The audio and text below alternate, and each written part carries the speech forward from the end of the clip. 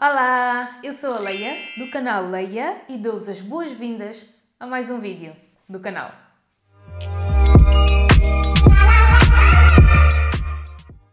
Hoje falaremos do livro Essa Dama Bate Bué.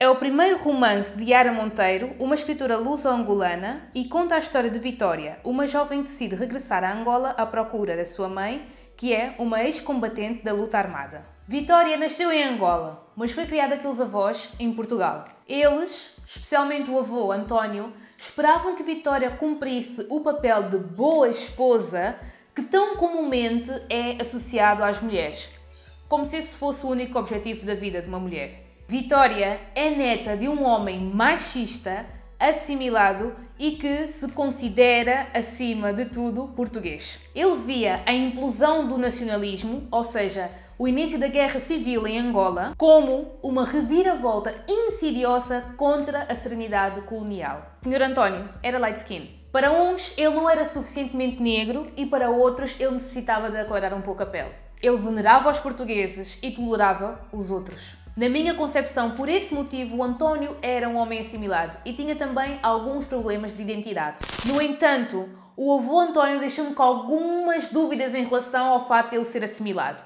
Porque sim, ele era assimilado, mas há um momento pontual do livro em que o vemos a desempenhar um ritual que é considerado nativo. O que me fez questionar até que ponto é que ele realmente era assimilado. No momento em que a família de Vitória abandona Angola e decide ir para Portugal, nós apercebemos do quão desesperador pode chegar a ser uma guerra. Há várias camponesas que suplicam à família do Sr. António para que ele leve os seus filhos com ele na fuga para Portugal. Porque ali, a morte é certa.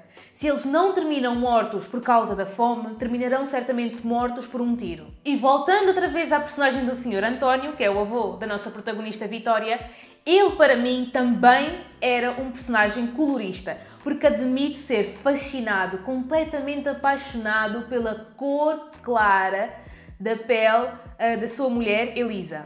E em certo ponto, e tendo também um pouco tudo aquilo que ele vai dizendo ao longo da história e a forma como vemos como ele se relaciona com a sua mulher, Elisa, ao longo de todo o enredo, para mim, pareceu-me que essa era uma das poucas características que ele apreciava da sua mulher, ou seja, não havia nada para além disso que fosse digno de apreciação para além do fato de ela ter uma pele um pouco mais clara que a dele. Daí a minha afirmação. Para não falar do fato que ele tinha um certo, não sei se chamá-lo desdém ou ódio, para com as pessoas que tinham a pele mais escura que ele. Tal como eu disse ao princípio, ele tolerava estas pessoas. Em relação à avó de Vitória, Elisa, ela para mim pareceu uma personagem muito obediente ao marido, sem grande poder de decisão e submissa. O avô António gosta de ser a pessoa que manda, gosta de ser a ordem e a lei da casa, quem toma todas as decisões, quem controla a vida de todos. Basicamente toda a gente tem que fazer o que ele diz, quando ele diz e como ele diz. Em certo ponto fez-me recordar o meu avô paterno, que também gosta desse tipo de comportamentos. Sobre a mãe de Vitória, Rosa, que está basicamente presente em toda a narrativa, nós sabemos que ela tem um espírito livre e de revolta contra a opressão. A mãe de Vitória estava desaparecida por mais de 15 anos. Quando ela finalmente aparece, ela vai entregar a nossa protagonista, Vitória, aos avós e depois disto volta a desaparecer novamente. Nesta altura, Vitória tinha apenas 2 anos de idade e por causa de tudo isto, quando ela atinge a idade adulta, decide procurar a mãe. Vitória tem planos distintos aos que o avô fez para a sua vida. Como ela nunca conheceu a mãe, que foi uma revolucionária angolana, os seus planos pessoais passam por ir atrás da sua própria mãe e começar uma jornada de autodescoberta. E só com isto eu já tinha vontade de ler o livro. Como assim as mulheres lutaram na Revolução Angolana? Eu tinha total desconhecimento disto até ter começado a ler este livro. Estas são as coisas que deveríamos começar a aprender na escola, mas que infelizmente ainda são muito invisibilizadas. Mas por tudo aquilo que eu andei a pesquisar, eu acho que o governo angolano começou a fazer várias diligências para celebrar os ex-combatentes da luta civil e isto inclui também as mulheres que combateram. Espero eu. Espero que isto inclua também as mulheres que combateram. Eu fico feliz pelo facto da autora ter escolhido celebrar o contributo da mulher angolana na luta pela independência do país. É uma bonita forma de celebrar e honrar as mulheres angolanas. Porque tristemente, quando falamos, parece que elas não contribuíram com nada e facilmente são apagadas da história. No entanto, para quem sabe ou já leu livros como o Ain't I a Woman, de Bell Hooks, sabe que nem sempre quando uma mulher negra participa ativamente no movimento de libertação do povo negro, ela é tratada como igual pelos seus companheiros homens negros. Normalmente, as mulheres sofrem uma agressão dupla. São vítimas de racismo pelos colonizadores e de machismo pelos seus companheiros negros. E neste caso, elas têm de combater duas vezes. E existe um livro com esse nome, Combater Duas Vezes, de Margarida Paredes, que investigou as mulheres na luta armada angolana. Voltando à história, os avós de Vitória esperavam que ela casasse. E a Vitória, tal como eu comentei, estava mais preocupada com o paradeiro da sua mãe. E a poucos meses do seu casamento, Vitória foge para Angola. À procura da mãe, à procura da sua identidade, à procura, talvez, da sua sexualidade. Vitória chega a Luanda num contexto pós-guerra, no início dos anos 2000. Ela depara-se com uma Luanda caótica, de flagrantes contrastes sociais. Uma Luanda em que a tragédia e a comédia basicamente andam de mãos dadas. Para encontrar a sua mãe, ela vai contar com a ajuda de Romena, uma amiga conhecida da família que é viúva e tem duas filhas.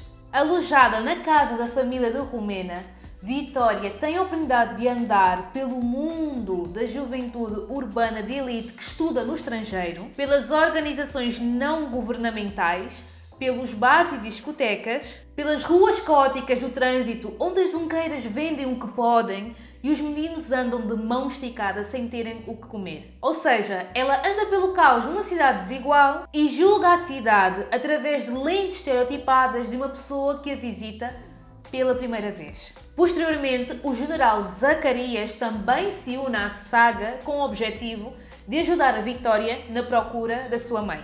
O general pertence a uma certa elite, com certos privilégios e por certos momentos ele demonstra o sentimento de desprezo e indiferença para com os demais. Apesar de contar maioritariamente com a ajuda destas pessoas para encontrar a sua mãe, Vitória decide viajar para o Huambo. Aí, a sua procura toma novas dimensões. Vitória encontra uma ex-companheira da mãe que fez a guerra civil com ela. E ela chama-se Juliana Tijamba. Este encontro desperta todos os fantasmas que Vitória tinha no seu interior e obriga a confrontar-se com o seu passado e a resolver-se como adulta. Este é um romance contemporâneo, fictício e urbano. E no geral eu gostei muito desta leitura. Tive uma experiência muito positiva e gostei muito do final. Eu às vezes tenho a mania que sou um bocadinho sabichona e que já sei o que é que vai acontecer ao longo do livro quando vou tipo no início ou à metade. Então eu gosto sempre quando a história tem várias reviravoltas e aquilo que eu penso que vai acontecer não acontece.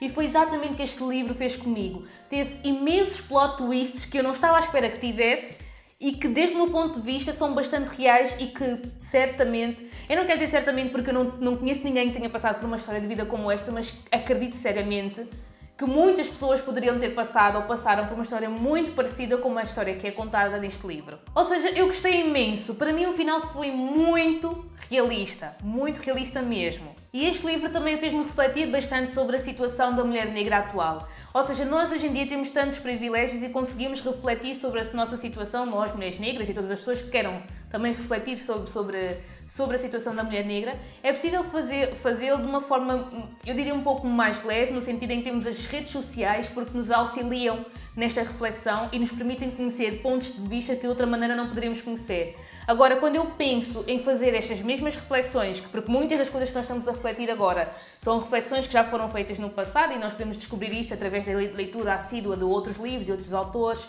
que passaram por coisas que nós às vezes pensamos que estamos a passar sozinhos, mas que no fundo já foram passadas também por eles. Imaginem fazer isto tudo de uma altura em que não existia tipo redes sociais, não existia todos os acessos que nós temos e que podemos ter. Fazer isto num passado, tipo, com uma guerra civil ou com algo assim. Foi isso que este livro me obrigou a refletir.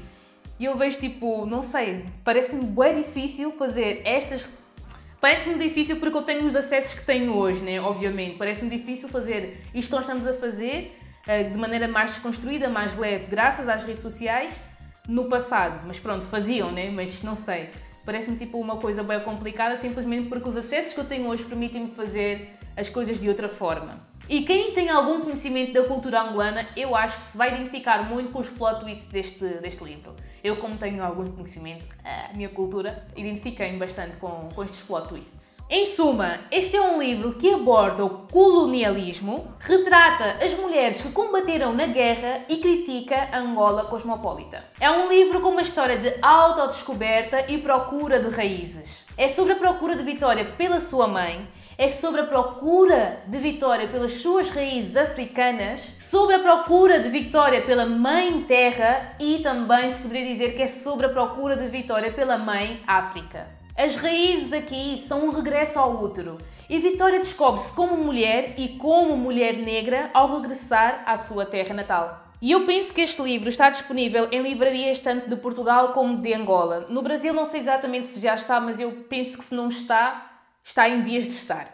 Não sei exatamente, é uma questão de pesquisar caso vocês que se encontram no Brasil tenham também interesse em ler este livro. E isto é tudo. Muito obrigada por verem este vídeo até ao final. Eu espero que vocês tenham gostado deste vídeo. Espero ter despertado o vosso interesse para ler este livro. E nós vemos no próximo vídeo ou então vemos no meu Instagram. Bye!